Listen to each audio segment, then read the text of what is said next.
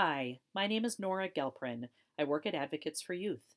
Thanks for joining me as we review adapting lesson plans for transgender and gender expansive students. So let's start with a quick look at language. Lots of words involved here. Sometimes they can be a little bit confusing. So, your gender identity is really how you identify and see yourself related to your gender. That may or may not be the same as the sex you were assigned at birth. Basically, when your body came into this world and a healthcare provider looked generally at your genitals and said you're a boy or a girl for the most part.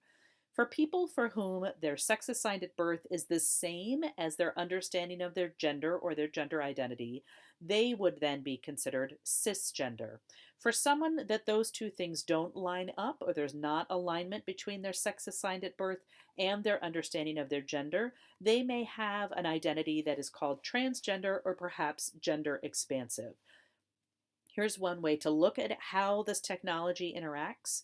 Thanks to Glisten for this great visual. I find it really, really helpful. The piece in here that sometimes can be most confusing is gender expression that you'll see in the bottom right corner. So what does that really mean? So gender expression is how, once we understand our gender, how we express that to others through mannerisms, how we talk, our clothing choices, how we wear our hair, all of those kinds of things. People whose gender expression doesn't really fit what their typical gender role is. So if my gender identity is male, but the way I express myself tends to be perhaps more androgynous or a little bit more feminine, maybe gender nonconforming. We also use the phrase gender expansive. Just wanted to make those connections to those terms for you.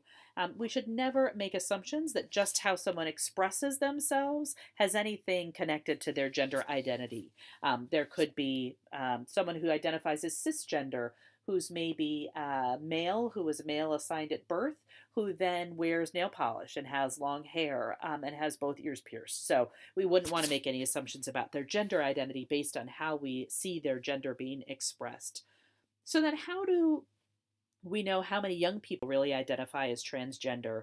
Thanks to the Williams Institute, there's this really wonderful data that shows us among 13 to 17-year-olds that about 150,000 young people in the United States identify as transgender.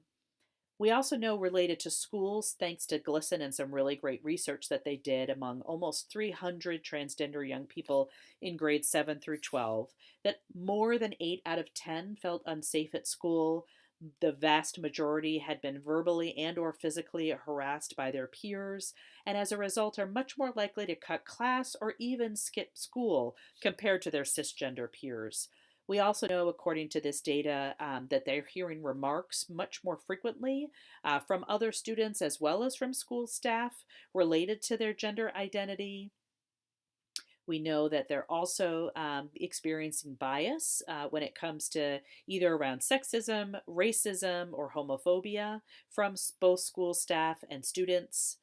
One other set of data back in 2012 looking at transgender youth with supportive versus unsupportive parents found that those with unsupportive parents face much more challenges around mental health, housing, related to depression, and even suicide ideation and attempts.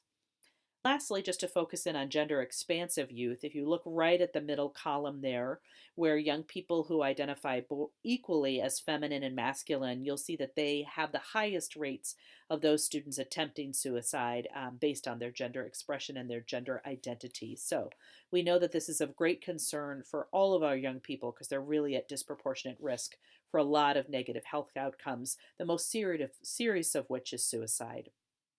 So, what do? We know our states and our school districts have really varying policies, and we know we need to do more and better to support these young people in our schools and in our communities. There are lots of ways that we can, as individual educators, make our lesson plans more inclusive and affirming for these students. We can do things like avoiding assumptions about gender identity just because of someone's body part. So instead of saying a man's penis or assuming that everyone who has a penis has a gender identity that is a man, you can just say a person's penis. Same with uterus. Make sure when you use or talk about anatomy, you don't need to include gender. You can kind of just make it much more neutral. Just name the part and talk about the parts growing and developing as opposed to the person whose part that body might be on. You can also invite your students and your learners to provide an opportunity to talk about their pronouns and perhaps a name they prefer to be called related to their gender identity. Other ideas include avoiding using really gendered language. So instead of saying boys and girls, time to line up, or boys in one group, girls in another, perhaps find a different way to refer to them or a different way to divide up. You can divide it by things like hair color or height or month in which you were born. All those different kinds of things make it much easier. And avoiding gender role stereotypes. Some other ideas to really avoid reinforcing the binary. So instead of saying the opposite sex or two genders, to really talk about all genders or another sex. Seeing the limitations of all or nothing language. So by saying things like, that may be true for some, but not all, frequently, not some, everyone, most people, that can really help to widen your inclusiveness of your language. And mostly just recognize that gender exists on a spectrum. So let's practice with a couple of examples. Here's a really common way that we talk about prenatal care, and we talk about a baby developing inside of a uterus. But what if we just made some really specific little changes there and just said a person who chooses to carry a pregnancy and they and themselves, a pregnant person being healthy is what's involved with prenatal care. Those tiny little changes could really make all the difference to making these scenarios be more inclusive. Here's another one, really having to do with anatomy, because I hear that's where a lot of educators struggle.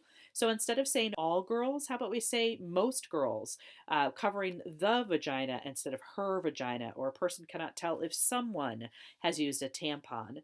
Just really tiny changes that can make all the difference in the world. So, in summary, it's really critical that we ensure that all of our lessons reflect our transgender and gender expansive students who are in all of our schools and communities, whether we know it or not.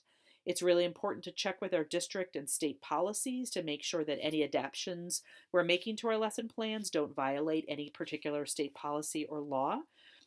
And we know that there are really simple strategies that each and every educator can make themselves to be more inclusive and affirming of all of our students in our classrooms. So thanks so much for participating. I hope you found this review helpful.